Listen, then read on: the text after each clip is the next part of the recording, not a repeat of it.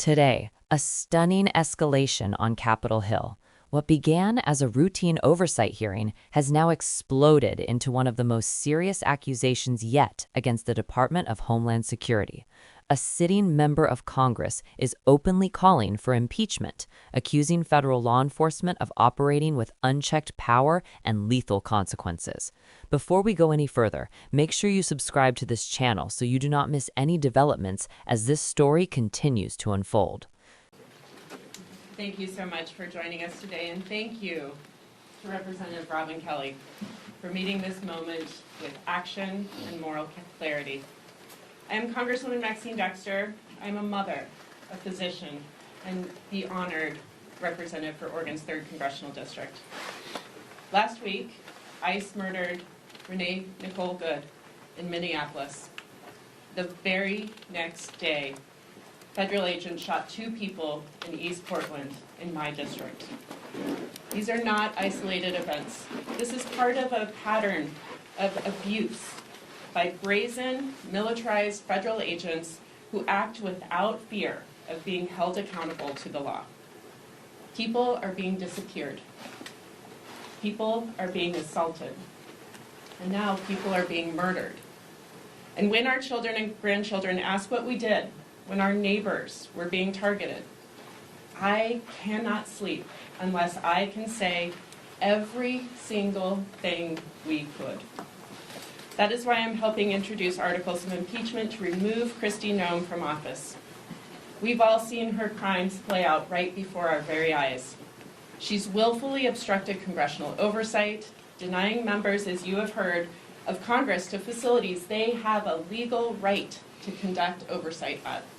She's clearly violated public trust with her warrantless arrests, the use of violent force against U.S. citizens, including detaining 4 U.S. citizen children from my district and being held in a windowless cell at the border near Canada for weeks. And Kristi Noem has misused her position for personal gain while inappropriately using $200 million, taxpayer dollars, to fund an ad campaign to bring in ICE recruitment. These are not the best of the best folks that she's looking for. She is looking for people who are willing to invoke her lawless charade. I'm going to use every opportunity to implore my colleagues across this institution to wake up and join this effort, because protecting communities from unaccountable power isn't optional. That is our duty. Courage is contagious. And with that, I'm honored to yield to one of the most courageous among us, Representative Lydia Velasquez. Thank you.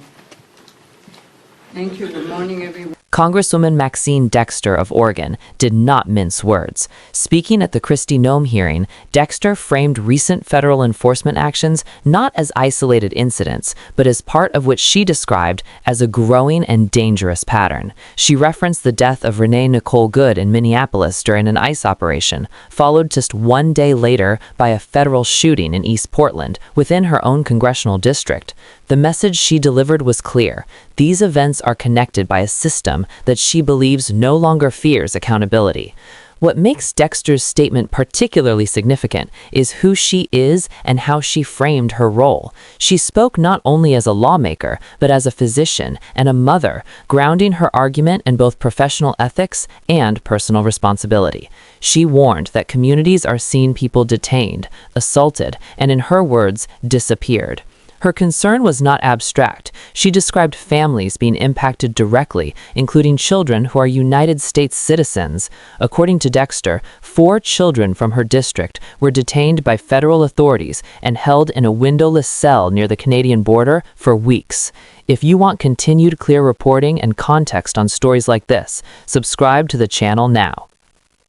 Dexter's most explosive move came when she announced she is helping introduce articles of impeachment against Kristi Noem. Impeachment is an extraordinary step, rarely taken and even more rarely advanced, which is exactly why this moment matters. The accusations laid out are sweeping. She alleges that Noem obstructed congressional oversight by denying lawmakers access to facilities they are legally permitted to inspect. That is not just a procedural dispute. Oversight is one of Congress's Congress's core constitutional powers, designed to prevent abuse behind closed doors. She also accused Noem of violating public trust through warrantless arrests and the use of violent force against U.S. citizens. These claims strike at the heart of civil liberties and due process. When federal agents act without warrants or transparency, the question becomes not just whether the law was broken, but whether constitutional protections are being eroded in practice. Another key allegation involves money. Dexter stated that roughly $200 million in taxpayer funds were used for an ICE recruitment advertising campaign.